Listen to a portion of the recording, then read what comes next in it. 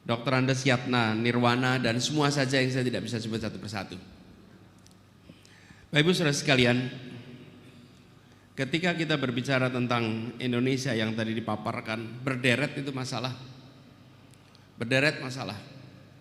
Apakah masalah-masalah itu bisa kita selesaikan? Apakah bisa diselesaikan? Apakah bisa? Harus bisa. Harus bisa. Seberat-beratnya masalah yang kita hadapi hari ini, sesungguhnya itu bukan persoalan baru bagi bangsa kita. Kita pernah merasakan persoalan yang lebih berat lagi, lebih mendasar lagi. Tapi untuk menyelesaikan itu semua, diperlukan lebih dari sekedar pengetahuan teknis. Dibutuhkan hal yang mendasar. Apa itu? Nilai, values, yang itu menjadi pedoman pegangan. Dan nilai values yang salah satu paling mendasar adalah integritas. Integritas itulah yang membuat apa yang dikerjakan menjadi dipercaya. Apa yang dikerjakan untuk kepentingan publik. Bapak sekalian, ketika Republik ini berdiri, yang mendirikan itu adalah kaum intelektual yang jumlahnya sangat sedikit. Tapi kenapa kaum intelektual yang sedikit itu diikuti oleh jutaan rakyat Indonesia dan dijalankan? Karena mereka melihat bahwa di dalam kecendekiawanannya, di dalam keterdidikannya, mereka tidak berpikir tentang bagaimana mencari manfaat dari republik yang didirikan, tapi bagaimana republik ini didirikan untuk memberikan manfaat bagi semua. Karena mereka adalah pribadi-pribadi berintegritas. Karena itulah menurut saya salah satu masalah mendasar di negeri ini adalah bagaimana integritas itu dikembalikan. Dan integritas itu bukan kejujuran saja Bapak Ibu sekalian. Bukan sekedar kejujuran, tapi kejujuran yang dikerjakan dengan mendasarkan kepada nilai kebenaran dan kepentingan publik. Preman bisa jujur dalam menceritakan tindak kriminalnya, jujur, tapi itu tidak berintegritas Bapak Ibu. Nah, yang dibutuhkan adalah integritas, mengembalikan integritas menjadi prioritas utama. Kalau prioritas utama itu artinya apa? Dikatakan terus-menerus, dijalankan, dicontohkan, dan dijadikan pedoman bagi semua. Ini salah satu hal yang paling mendasar. Lalu yang kedua sekalian, yang kita sekarang turunan dari itu, yang saya rasa kita perlu kerjakan sama-sama dan urgen ini, mengedepankan transparansi dalam semua pengambilan kebijakan.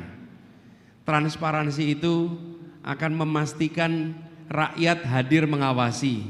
Transparansi itu memastikan negara bisa menunjukkan kepada rakyat apa saja yang dikerjakan.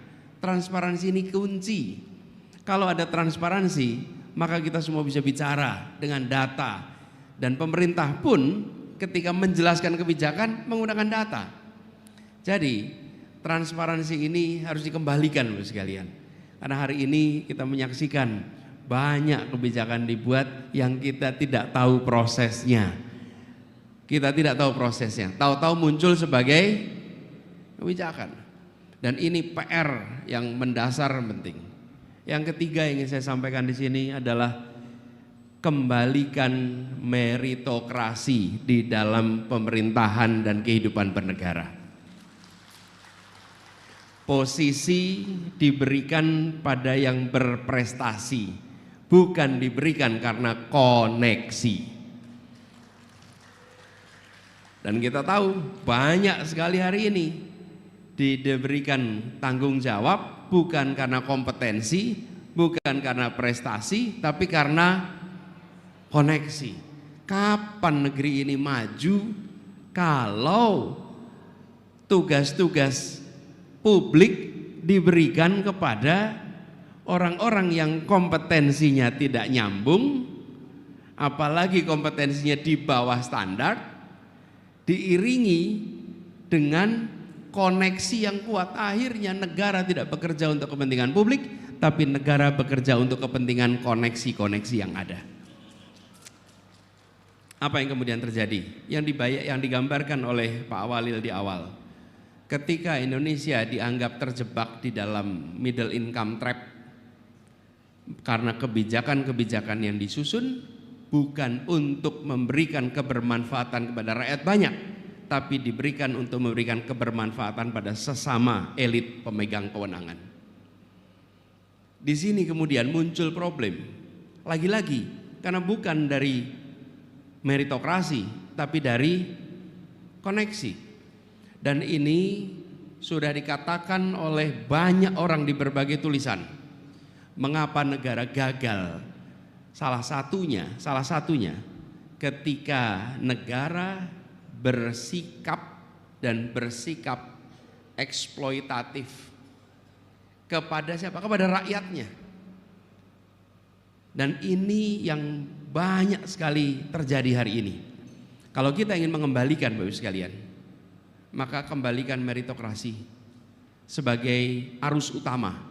Tidak mungkin satu-satunya, tapi arus utama di institusi pemerintahan yang mendapatkan amanat berdasarkan kompetensi dan prestasi. Di TNI kompetensi prestasi, di polisi kompetensi prestasi. Bukan karena koneksi, tapi kalau itu karena koneksi, apa yang terjadi? Yang terjadi adalah menjadi sikap langkah yang mencari kesempatan untuk memperbesar koneksi-koneksi yang ada. Ibu sekalian, konsekuensinya apa hari ini? Kita menyaksikan bagaimana jabatan dipandang sebagai pendapatan. Jabatan dipandang sebagai kegiatan mencari keuntungan. Memegang jabatan publik artinya mencari rente. Tidak boleh dibiarkan republik ini berjalan di dalam rel yang salah seperti ini. Nggak boleh. Apa yang terjadi? Di depan layar sepertinya semua baik-baik saja. Tapi di layar apa? Layar posisi-posisi. Di balik layar ada percakapan tertutup yang tak pernah keluar ke publik.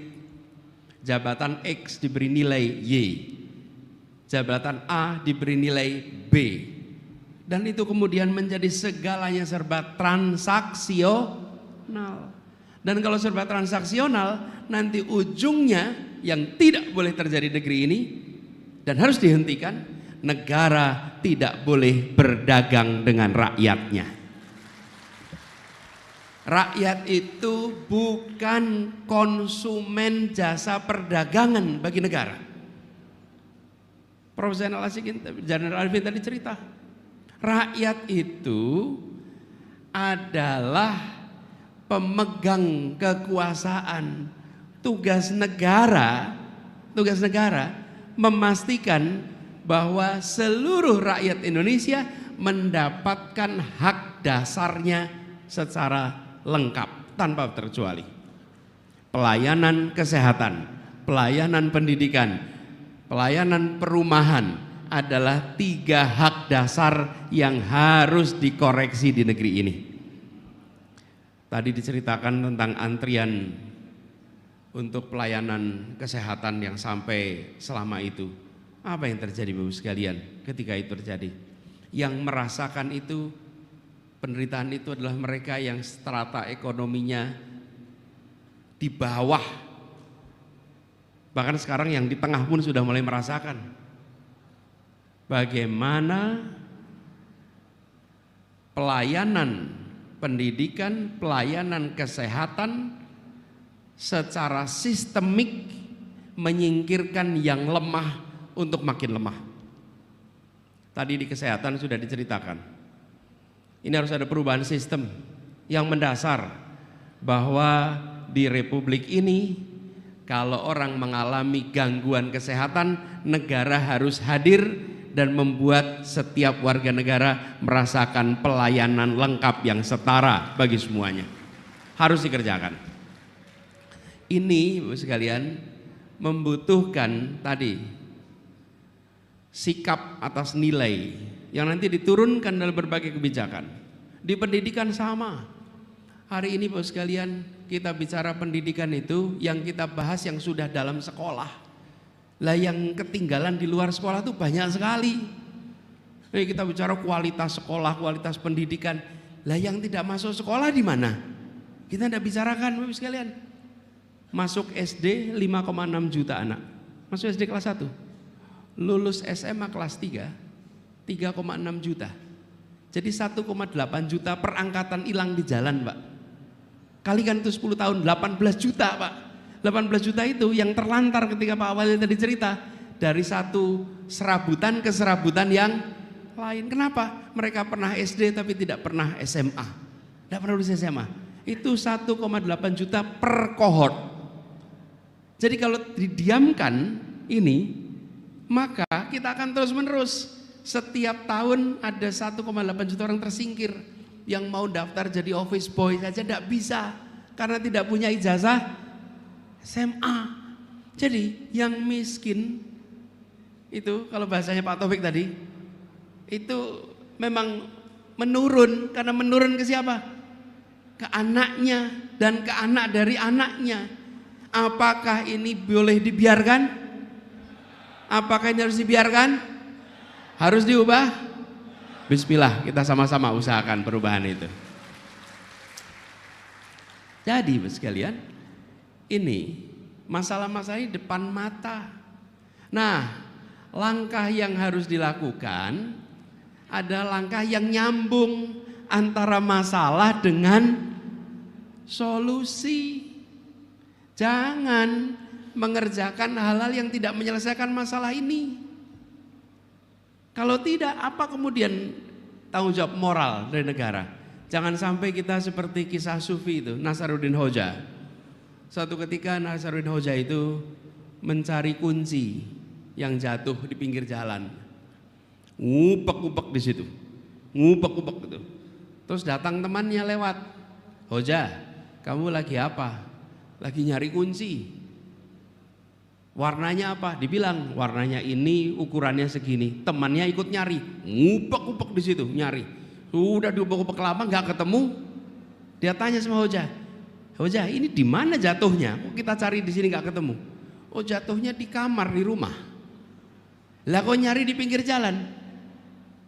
Di sini ada lampu, di rumah nggak ada lampu. Dia tidak menyelesaikan masalah. Betul tidak sekalian? Apa lampu itu kalau dalam perpolitikan hari ini? Dukungan elektoral. Dukungan elektoral. Banyak hal-hal yang tidak menyelesaikan masalah tapi bisa mendapatkan dukungan suara, maka itu malah yang dikerjakan walaupun itu tidak menyelesaikan masalah di Indonesia. Betul ya sekalian? Iya. Lah kok ngurusi pemberian A padahal masalahnya B? Karena yang B tidak memberikan suara, yang A memberikan suara. Sampai kapan negeri ini diatur tanpa memberikan prioritas untuk menyelesaikan persoalan-persoalan mendasar? Rasanya koreksi harus segera kita kerjakan. Rasanya perbaikan harus segera kita lakukan. Betul tidak, saudara?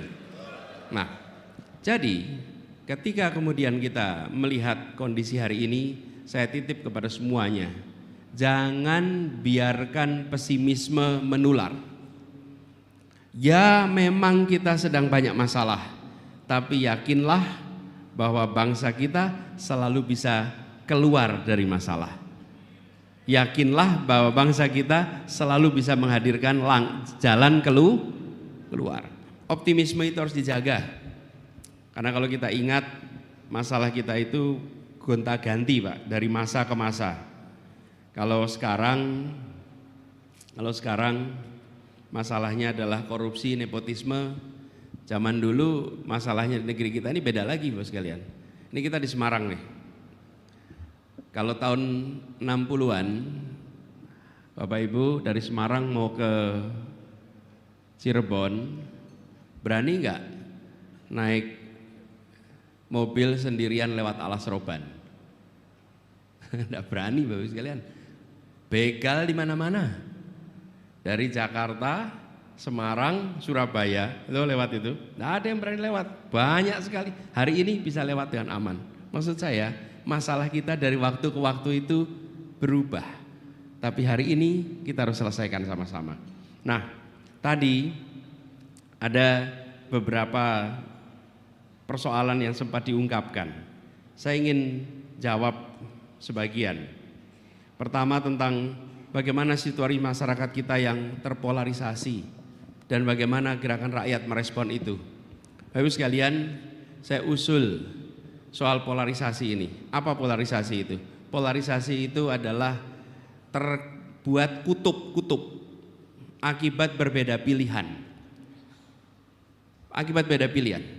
Dan di dalam politik akibat perbedaan pilihan bagaimana kita menyelesaikan persoalan ini? Sesudah pemilu kemarin ada berapa pasang?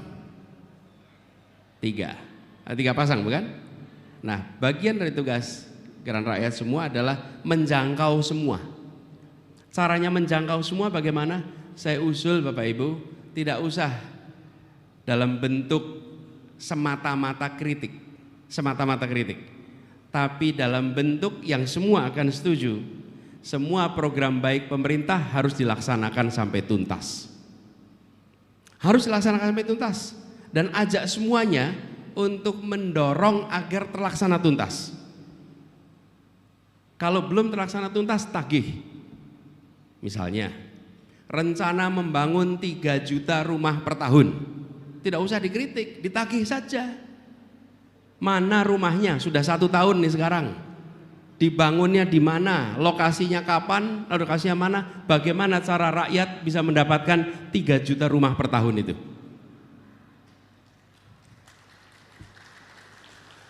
Bukan kritik ya.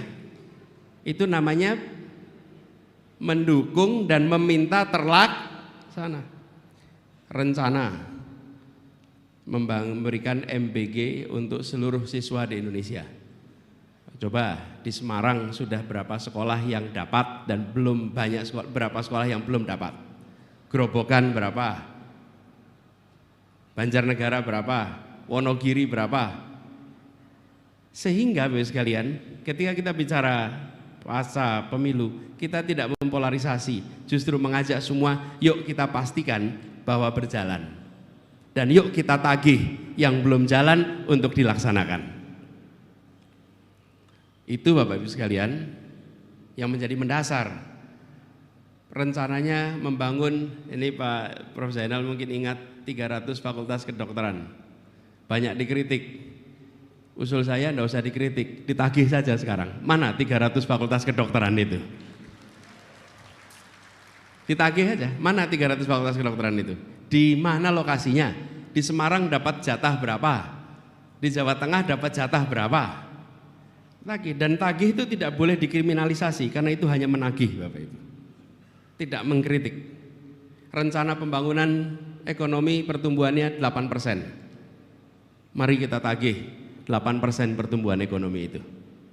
Jadi Bapak sekalian kami hormati, sekarang kami melihat sudah saatnya kita bicara tentang jalankan yang sudah direncanakan.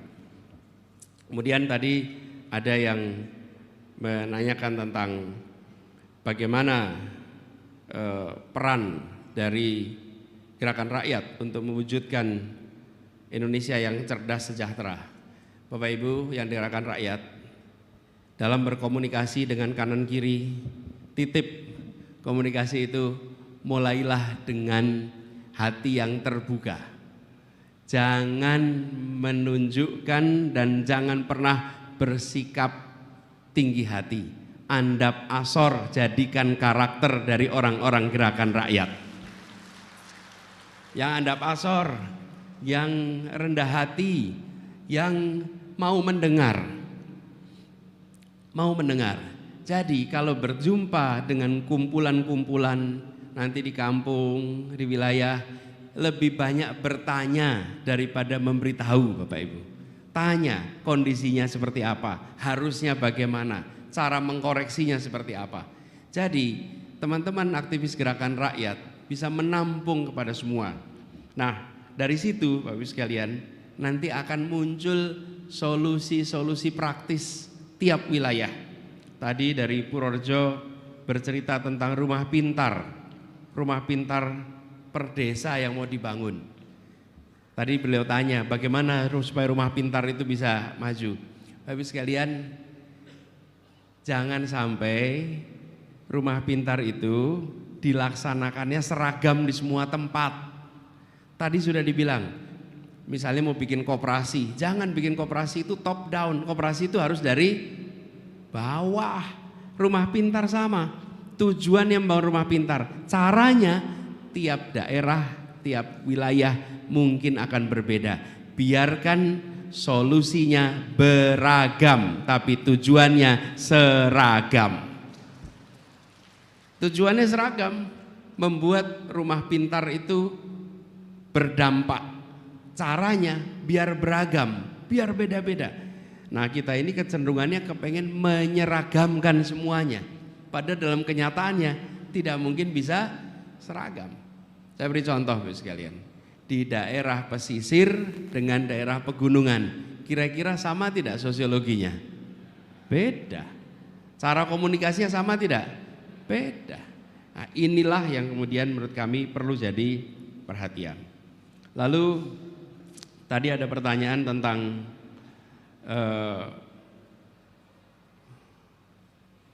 gosip-gosip kabinet. Sudahlah, itu nggak perlu dibahas. Lebih penting kita majukan sama-sama lewat gerakan rakyat ini. Betul ya? Ya. Sekarang PR kita ini ke depan masih banyak. Yuk kita sama-sama bergerak, mengajak semua untuk menuju kepada perubahan. Dan perubahan yang dikerjakan itu sangat mendasar. Kalau bisa saya sampaikan di sini Bapak sekalian, selama proses politik yang ada di negeri ini masih mengandalkan proses yang transaksional, sulit negeri ini bisa maju. Karena itu saya salut sekali pada gerakan rakyat ini, karena dibangun dengan kekuatan mandiri yang ada di semua tempat. Betul nggak mandiri Mas? Betul. Betul mandiri, semua mandiri. Dan inilah cikal bakal perubahan yang sesungguhnya. Kalau segalanya serba disiapkan, ini akan menjadi transaksional dan ujung-ujungnya adalah oligarki yang akan menguasai. Karena yang punya uang hari ini siapa? Oligarki. Kita kecil-kecil, tapi biarlah yang kecil-kecil itu bersatu seperti biting-biting yang bersatu menjadi lidi yang dia akan menyapu yang kotor-kotor di negeri ini. Bapak sekalian, di dalam perekonomian itu ada yang disebut sebagai underground economy, ekonomi bawah tanah. Ekonomi bawah tanah itu apa sih? Ekonomi bawah tanah itu adalah kegiatan perekonomian yang ilegal, yang kedua yang tidak dilaporkan, yang ketiga yang tidak tercatat, dan yang keempat kegiatan informal yang memang tidak sama sekali terregistrasi. Yang dua pertama itu ilegal dan tidak dilaporkan, itu adalah pelanggaran hukum, harus dibereskan. Nah pertanyaannya, di Indonesia berapa besar itu? Diperkirakan ukurannya adalah sekitar 24 sampai 26% dari perekonomian kita adalah underground economy. Itu angka yang besar sekali Bapak Ibu, itu besar sekali. Jadi kalau perekonomian kita diperkirakan ukurannya 20.000 triliun, maka itu sekitar 5.000 triliun itu underground economy. Inilah yang menjadi sumber pendanaan segala macam transaksi-transaksi yang membuat negeri ini terperosok. Transaksi jabatan, transaksi kebijakan, semuanya tidak bisa dicatatkan di dalam perbankan. Ini yang bergerak di luar perbankan, ini yang di luar pencatatan. Dan karena itulah saya pesan pada gerakan rakyat, dibangun dengan kekuatan mandiri dari tangan sendiri, dari keringat sendiri, supaya kita bisa melakukan dorongan perubahan ke depan. bukan ketergantungan dari sumber-sumber seperti ini. Bapak Ibu sekalian, angka ini besar sekali dan sesungguhnya ini harus dibereskan oleh negara. Apabila underground ekonomi ini masuk di dalam pencatatan kita, maka ekonomi kita harusnya sudah jauh lebih maju daripada kondisi hari ini. Harusnya jauh lebih maju, termasuk yang UMKM tadi yang tadi diceritakan. UMKM kita itu ajek. Saya beberapa kali kalau mampir ke warung, terus warung kecil, warungnya cerita, Pak, alhamdulillah Pak, warung kita ini sudah 25 tahun. 25 tahun ajek seperti ini. Itu baik apa tidak Bapak Ibu sekalian? Lah yang enggak baik, masa 25 tahun tuh terus segitu terus. Harusnya kalau 25 tahun sudah punya cabang, sudah punya tambahan karyawan, betul tidak Bapak? Nah, ini problem karena kita membiarkan itu. Tadi saya bilang, kita punya undang-undang dasar yang menyebutkan bahwa fakir miskin dan anak terlantar, apa? Hafal tidak? Apa kalimatnya? Dipelihara oleh negara itu bukan dipelihara supaya ada terus Bapak Ibu. Lah ini kan fakir miskin dan anak terlantar dipelihara oleh negara, akhirnya diadakan terus. Itu bukan begitu maksudnya. Dipelihara itu artinya tanggung jawab untuk dinaik kelaskan, bukan tanggung jawab untuk dilanggengkan. Nah ini Bapak sekalian PR mendasar kita. Dan ini semua membutuhkan internalisasi. Internalisasi itu artinya apa? Ide, keyakinan bersenyawa dengan dirinya sehingga pikiran, lisan, tulisan, perbuatan mencerminkan nilai dan keyakinan itu. Itu namanya bersenyawa. Gerakan rakyat harus bersenyawa dengan prinsip-prinsip keadilan yang ada di Republik ini. Semuanya harus bersenyawa, sehingga kalau melihat sesuatu responnya langsung karena bersenyawa. Dan kalau orang bersenyawa itu Bapak Ibu sekalian, kalau ketemu sesuatu yang beda nilai, langsung tidak nyaman Bapak Ibu. Langsung tidak nyaman. Saya beri contoh. Pak Yai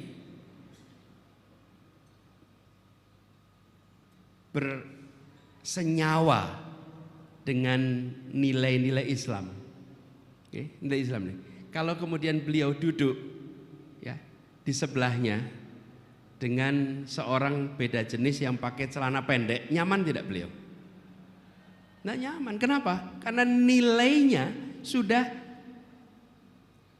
terintegrasi dengan dirinya, sehingga bertemu dengan yang berbeda langsung merasakan. Nah kalau nilai yang nempel itu nilai keadilan, setiap kali menyaksikan peristiwa ketidakadilan, maka hati kita akan menjerit dan akan mengatakan harus berbuat sesuatu untuk mengoreksi keadilan itu. Langsung. Kenapa? Karena nilai keadilan itu nempel. Setiap melihat masalah, ini persoalan ketidakadilan, ini persoalan ketidakadilan. Ada banyak orang yang menyaksikan antrian BPJS. Ada banyak, betul tidak Pak Profesional? Tapi berapa orang yang melihat persoalan ini sebagai persoalan ketidakadilan Bapak Ibu? Tidak banyak. Kalau tidak ada nilai keadilan yang nempel dalam, tidak melihat masalah itu. Ada berapa banyak orang yang paham hukum di negeri ini? Oh banyak. Tapi yang seperti Pak Taufik ini, yang kemudian ketika melihat ada ketidakadilan memilih untuk bergerak, tidak banyak. Nah kita membutuhkan pribadi-pribadi yang nilai keadilan itu nempel bersenyawa dengan dirinya. Insya Allah di Jawa Tengah gerakan rakyat ini akan memiliki semangat seperti itu. Jadi kalau tadi dari Magelang ada yang menitipkan pertanyaan, Pak pesan apa yang harus kami bawa pulang kemana-mana? Saya titip masukkan sebagai bagian dari pikiran utama tentang menghadirkan keadilan sosial bagi seluruh rakyat Indonesia sebagai nilai utama yang harus dipegang dimanapun. Pegang itu. Pancasila, sila kelima, keadilan sosial bagi seluruh rakyat Indonesia. Itu nempel terus sekalian. Yang kedua untuk semuanya nanti, rangkul semuanya, sapa semuanya. Dan tadi saya pesan andap asor itu penting sekali, karena kita harus rendah hati dalam menyapa semua. Dan hari ini saya usul jangan terlalu banyak berdebat di WA Group, apalagi debatnya kenceng sampai live WA. Kalau sampai live group itu kurang sehat nanti Bapak Ibu.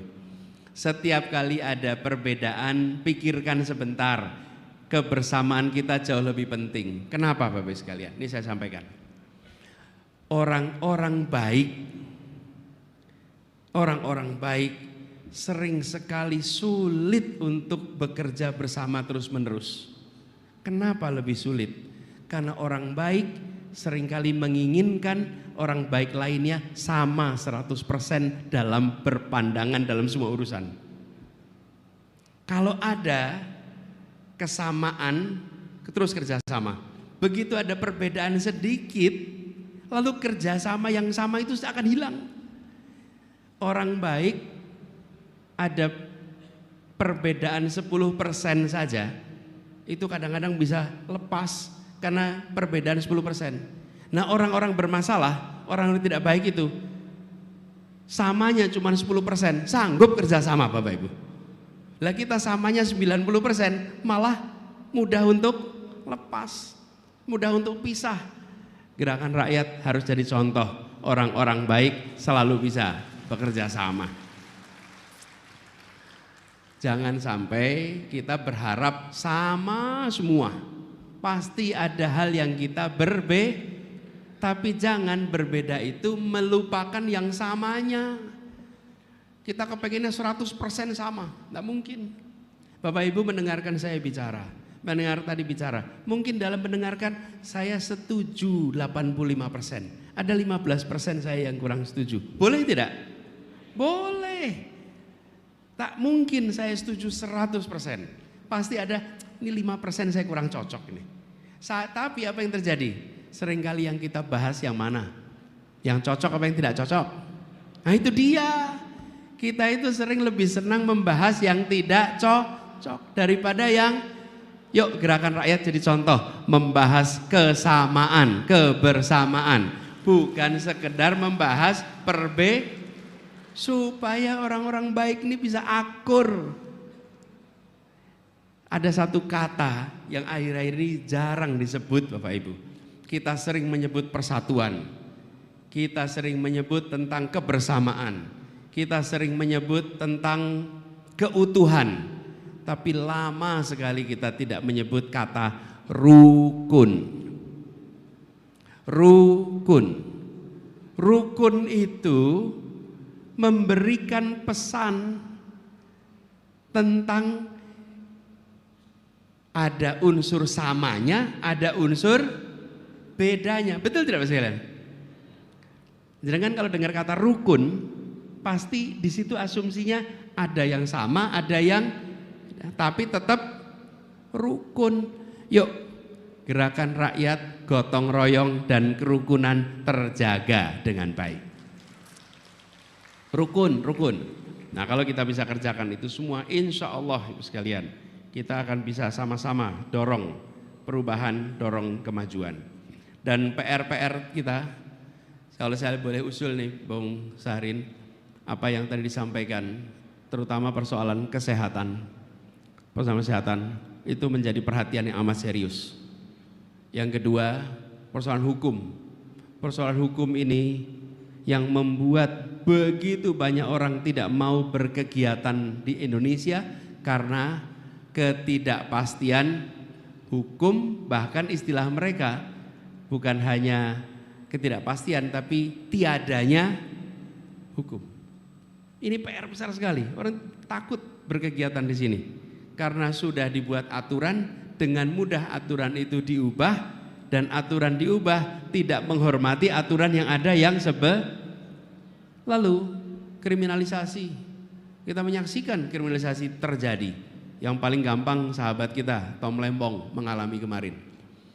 Walaupun kemudian ujungnya bebas, tapi peristiwa itu mengirimkan kepada kita pesan bahwa ada persoalan serius Dan apa yang disampaikan oleh Pak Taufik tadi, bagaimana aturan seringkali bukan mempermudah tapi malah mempersulit. Jadi kalau mempersulit namanya bagus tadi itu, nanti saya kutip ya Pak Taufik, namanya hukuman gitu ya, bukan hukum. Lalu kita tahu negeri kita ini adalah negeri agromaritim, negeri yang memiliki kekuatan sumber daya alam terbarukan yang luar biasa, agromaritim, yang di tanah maupun yang di laut. Dan dua-duanya tadi penjelasan dari Prof. Muhammad Nur tentang teknik-teknik baru yang bisa membuat produk-produk ini memiliki daya tahan yang lebih baik. Insya Allah kita satu saat bisa berhasil, bukan hanya berbicara tentang ketahanan pangan, tapi kita harus menuju kedaulatan pangan, karena itu tujuan utama yang kita harus kerjakan. Bukan hanya ketahanan, bukan hanya swasembada, tapi kedaulatan pangan. Ini PR besar yang kita kerjakan. Tapi itu semua sekalian membutuhkan kita terbuka. Terbuka pada apa? Terbuka dalam membaca kondisi kita. Kalau Bapak Ibu sedang merasakan badan kurang sehat, lalu Bapak Ibu ke dokter, dokternya bilang harus dilakukan pemeriksaan laboratorium, dicek darahnya, lalu dilakukan juga pengukuran-pengukuran tentang misalnya jantungnya, fungsi jantung, fungsi ginjal, fungsi macam-macam tuh. Keluar datanya. Bapak Ibu kepengen data yang keluar itu data yang menyenangkan atau data yang sesuai kenyataan? Yang mana Bapak Ibu? Bisa itu laboratorium tolong dibuatkan data yang menyenangkan saat baca atau data yang sesuai kenyataan. Nah, yang ditunjukkan oleh Pak Awalil tadi, begitu banyak data kita tidak untuk menunjukkan kenyataan, tapi untuk menyenangkan pemegang kewenangan. Ini harus diubah. Tadi data misalnya lapangan pekerjaan. Cara mengukur seseorang itu dikatakan bekerja, itu berapa lama Pak Awalil? 1 jam per, Bapak Ibu, dikatakan bekerja bila nyambut gawe sejam seminggu. Itu masuk akal tidak Bapak sekalian?